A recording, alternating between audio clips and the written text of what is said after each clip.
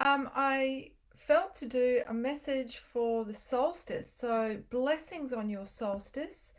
The solstice is, of course, the longest day for those journeying the summer solstice in the northern hemisphere. This is the day of light. So, you have the most amount of sunlight, and it's the culmination of everything that you seeded 6 months ago during the darkest day of the winter solstice. So, um, take note of what your harvest is at this time and really let your light shine brightly out in the world because we need it more than ever. And you can do that through creative expression, through, wearing bright colors, through sending your prayers to those in the southern hemisphere, myself included, who today are journeying the shortest, darkest day. This is when, the sun rises the latest and sets the earliest. And this takes us into our cave. It takes us into the dark parts of our psyche. So I'm going to be speaking about that in this video because this is a time when people are especially vulnerable and at risk, particularly if they're not in right relationship with the feminine part of themselves, regardless of whether they're biologically born into a male or a female body, because the winter solstice is the most feminine time of the whole annual cycle, the whole year. And that's because the feminine polarity energetically is the most inward, it's the darkest time, whereas the masculine, governed by the sun, is the most outward time that focuses on, what's in the external world. So winter solstice, it takes us deep into ourselves, this deep hibernation. And if we have self-judgment, self-criticism, a lack of self-acceptance, even self-loathing, then this is a time when we're likely to feel those voices, those feelings are larger and louder than usual, putting us at risk of self harm, whether that's through binge eating, drinking, drugs, cutting, or making dishonoring choices. Winter solstice is also the time of endings. So, this is the end of the old annual cycle.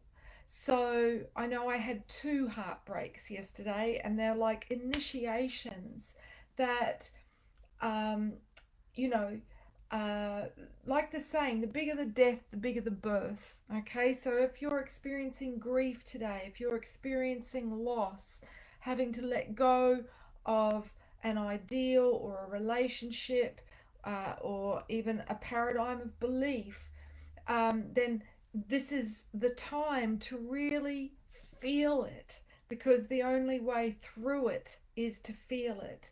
We can't transmute the shadow, we can't integrate those darker thoughts and feelings and emotions unless we are prepared to embody them, to inhabit them rather than tiptoe around them and, intellectualize them, make a story about them, or avoid them. Um, Perhaps, um, you know, you might have an ending that you need to make in your life that you've been putting off by staying in a situation that doesn't feel healthy, doesn't feel honoring, doesn't feel good. So there might be a catalyst come up today to kind of just push you to do that. So, even if we have to have an ending, it can be a good ending, a good death, like how we refer to the shaman's death, an emotional, psychological death, when we know that we've made a choice where we are honoring ourselves, even if it means that we will have to grieve the loss of what it is that we are letting go of in order to experience something more expansive, more honoring than what we could conceive of now. It creates the space like a vacuum, just like we need a fallow um, paddock in order to plant new seeds. And winter solstice is the time to plant seeds, as in internally. This is a time for gestation, a time for quiet contemplation as to where do I want to put my energy? Yeah, what do I feel to invest my heart light into? What resonates with me? Who resonates with me? And if there isn't that co-resonance, we'll feel a bit out of sync and there'll be a lot of white noise because we're not on the same bandwidth, the same wavelength. So if you're noticing that, whether you might have outgrown a friendship group or a partnership or a relationship with a significant family member, it's a time to acknowledge we're not on the same page anymore, so that you can grieve and through grieving find acceptance, so that you can still love that person even if you're not choosing to hang out with them. Okay, better than trying to stay together and resenting and being sarcastic towards each other and things like that. So winter solstice is the crossroads. Okay, it's the end of the old annual cycle where we compost what have we learnt, and it's the beginning of the new year. So from this point on, the days will get lighter and longer. So this is the most inward time of the spiral. Oh, thanks so much, those of you that have tuned in live. Gorgeous, thank you. Um, so I bought myself a new journal today because I went, you know what, winter solstice, I'm writing a new story. And I had fortunately just finished the last one because having Capricorn moon, I'm quite the conservative when it comes to my dollars. But anywho, it's a good time to affirm, hey, I'm creating a new story. And I had to do some errands today, so I was driving around listening to chanting music and chanting away in the car. And I found myself, there's this one chant, Wahe Guru, Wahe Guru, Wahe Guru, Wahe Ji. Oh, I've got the thing wrong, but anyway, what it translates into meaning is, I hand it over to you, divine source. You know better than I do what is best for me. So rather than, putting in a list of demands to the universe, we can surrender anything that's troubling us, any situation, any relationship, up to highest will. Okay, we might say, I place this in your hands. May it be resolved in miraculous ways for the highest good of all, or for the most benevolent outcome for all. So our intention is critical, or in this case, loving. So this is a really good time I found myself when I was chanting, giving gratitude for what it is that I am seeding for this next chapter of my life. So I'll be hitting the road at the next seasonal gate of Imbolc to relocate to a new state, one that is not part of the smart cities network, so won't be as under threat from continual lockdowns as they implement tighter and tighter surveillance. So I'm really excited to be moving up to, I'll be going to the Byron Bay area, which of course is a wonderful big vortex on the planet. It's the most eastern point of Australia, so really welcoming in the future and being part of seeding the new earth consciousness in that area with that rainbow tribe up there. So I was calling in my perfect new home and everything for a wonderful, graceful transition. So you might like to think about what change you're experiencing in your life, and whether it's through chanting, but get yourself in a joyful state where you're thanking the divine for what it is that's now being gifted to you. And for those in the northern hemisphere, in the summer solstice, this is a great time to give thanks for the blessings that you have at this time of cornucopia abundance, this time of long days and light and the fruition of your plans. So for those, getting back to the winter solstice, because that's the really, really challenging one. Summer solstice kind of like, yeah, let's hang out, have some cider, it's kind of like, good times. But the winter solstice is when we're really put to the test. Okay, it takes us really to the parts that are uncomfortable, okay? And it's a time when the dark feminine is up. Now, the dark feminine, it sounds very whoa and perhaps a bit frightening. And that's simply because we've been conditioned by a patriarchal mindset for the last 5,000 years, which is to fear the dark feminine. But the dark feminine is the archetype of the wisdom goddesses, okay? Those that journey into the shadow, into what's hidden, okay? That which is not readily seen, but they're so committed to truth, okay? Which is what the seekers of the Grail, which is the feminine mysteries, were so earnest and so passionate they would stop at nothing until they really understood the whole truth. And this is something that the rational, dominant mainstream culture, that again, very patriarchal, shames us for. It says, if you want to dig, if you want to go down the rabbit hole and really explore what's been hidden, then you're just a nutter or a conspiracist. But this is actually a sign of wisdom, to want to not remain just naive, trusting what we're told, but to really understand for ourselves by doing our own investigation, our own due diligence, and digging for the truth. Just like we go to the underworld, we dig down. And this might be in relation to ourselves with our own personal growth, yeah?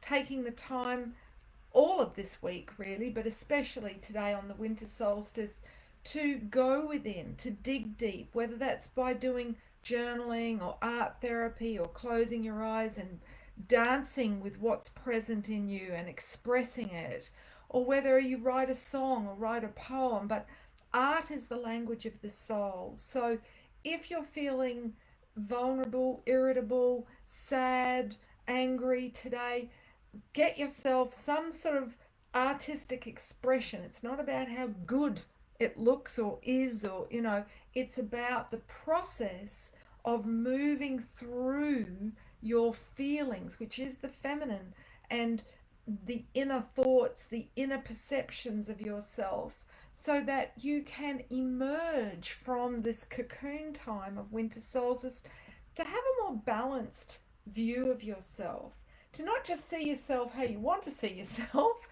but to see yourself warts and all, to sit between the pillars of light and dark, like the High Priestess does in the tarot card of the High Priestess.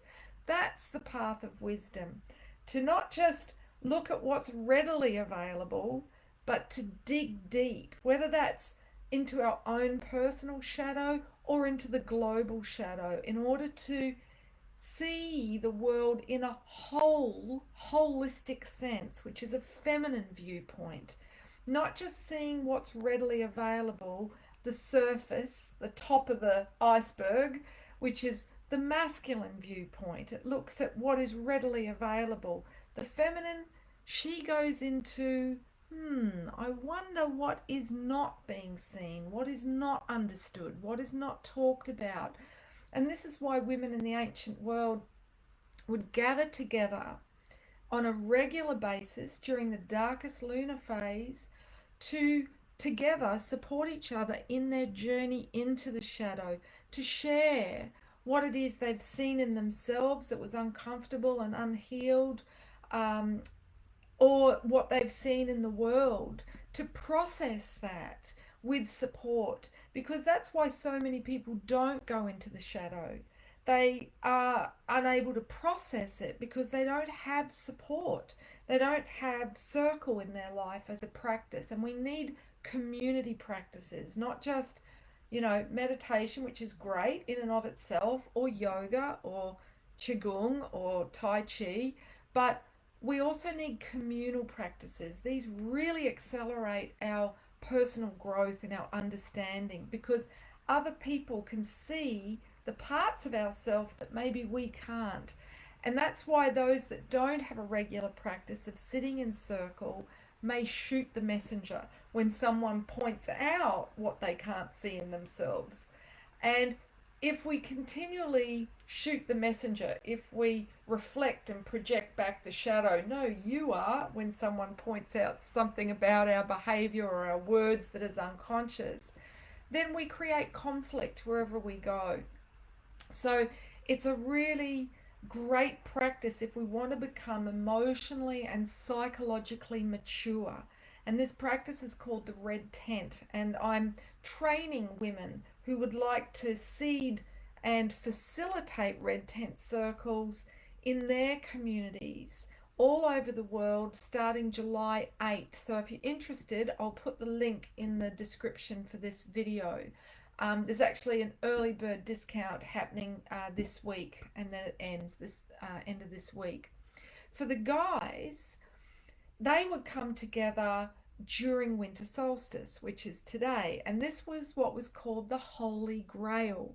So they would support each other in looking at the parts of themselves that perhaps they're not readily aware of, the parts that are sabotaging their relationships, whether that's with their partners or their children or even their relationship with themselves. And this process was facilitated by a woman. Now, that seems a bit curious, but the reason for that is that this woman, referred to as a Magdalene, that was her title, um, she was somebody who had practiced through the red tent, sitting with her sisters for many, many years and journeying the cycles consciously of her own menstruation, going through the shamanic death and rebirth once a month, and in doing that had gestated her wisdom of what's required in the letting go so that we can birth something even greater, whether that's within our psyche or within our relationships or our life or our business. So someone that is used to shedding their skin like a serpent, which is why serpents were considered holy in the ancient world before the rise of the empires that demonized the sacred feminine and taught people to fear the dark and fear exploring the dark to become wise. And without these practices, we have become immature and naive and blindly trust that which we're told. And that's very dangerous. As Steve Biko from the apartheid era said, the most dangerous thing in the hands of the oppressors are the minds of the oppressed. So if we want to become sacred, sovereign beings, and what we're experiencing on our planet right now is divinely orchestrated as an initiation for us to grow up, for us to see, hey, it's not all just roses. Yeah, it's not all just love and light. There are polarities at play. There are dark and light forces within us and within all of creation that we need to look at if we're going to be balanced and have a holistic view of life.